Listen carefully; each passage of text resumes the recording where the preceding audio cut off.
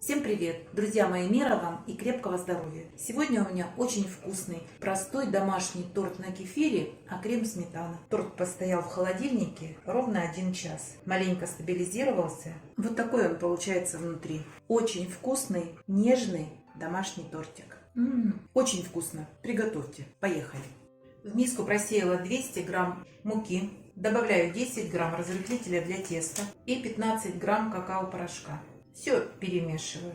В миску выкладываю 70 грамм сливочного масла размягченного. Я совсем немного разогрела в микроволновке. Импульсно, буквально на 10 импульсов. К маслу высыпаю 130 грамм сахарного песка, 10 грамм ванильного сахара. Поработаем миксером буквально 1 минуту. Добавляю 2 яйца и миксером буду взбивать в течение 2 минут. За 2 минуты сахар должен раствориться. Добавляю 150 грамм кефира, он должен быть комнатной температуры.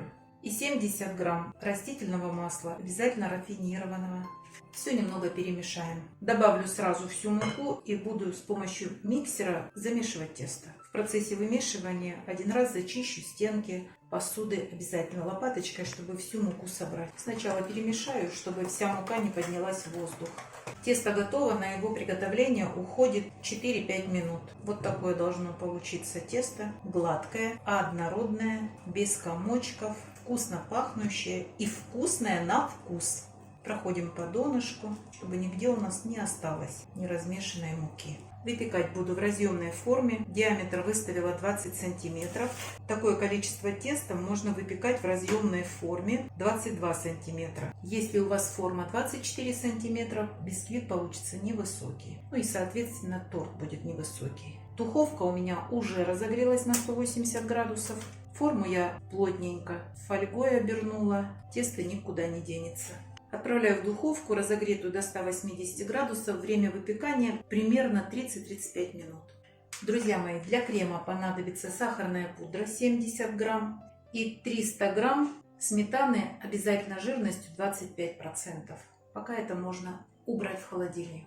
Бисквит готов, выпекался 35 минут при 180 градусах. Готовность определяйте деревянной шпажкой, на выходе она должна быть сухая. Такой бисквит не требует времени для созревания. Как только полностью остынет, можно собирать торт. Дам ему время полностью остыть. Думаю, что на это уйдет часа 2. Приготовим крем и быстренько соберем очень вкусный домашний торт на скорую руку. Бисквит наш полностью охладился. Он вот такой упругий, очень шоколадный. Сейчас мы снимем верх, надрезаем по кругу, чтобы вот этот кончик было видно. И тогда у вас получится ровно снять. Но нож должен быть больше диаметра бисквита.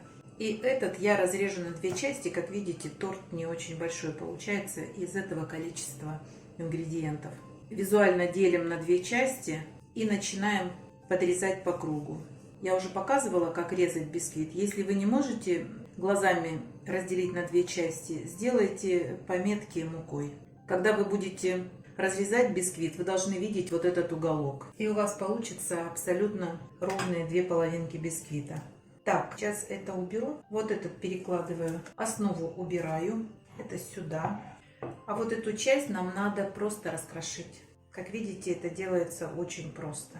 Бисквит настолько нежный, потому что в составе разрыхлитель, что очень легко превращается вот в такую лохматую крошку. Друзья мои, такой бисквит нет необходимости пропитывать. Кроме того, что он сам влажный и нежный, крем у меня будет сметанный. Сметану берем 25% жирности. Как правило, сметана жирностью 25% густая. Если вам попалась сметана жидкая, отвесьте ее. Сито застелите марлей. Выложите сметану, уберите в холодильник и оставьте часа на 2. Лишняя сыворотка сойдет. А у меня, как видите, сметана густая. 300 грамм сметаны, добавляю 70 грамм сахарной пудры и пачку ванильного сахара. И взбиваю в течение 3 минут, не больше, на самой высокой скорости.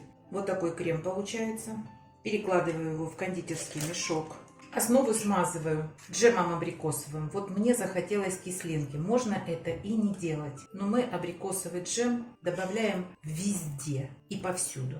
Сочетание абрикосового джема с шоколадным бисквитом, с обычным, удивительно вкусное. У кондитерского мешка отрезаем носик и выкладываем крем, совсем немного, не доходя до края. Заполняем оставшиеся пустоты. Крема у нас много. Закрываем вторым слоем, настолько нежный, что треснул.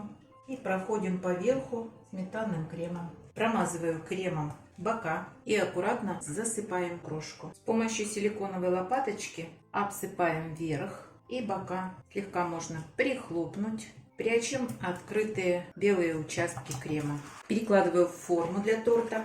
Обязательно накрываю. Уберу примерно на 1 час в холодильник для стабилизации. А вы, друзья, не забывайте подписываться на наш с Петровичем канал. Пока-пока!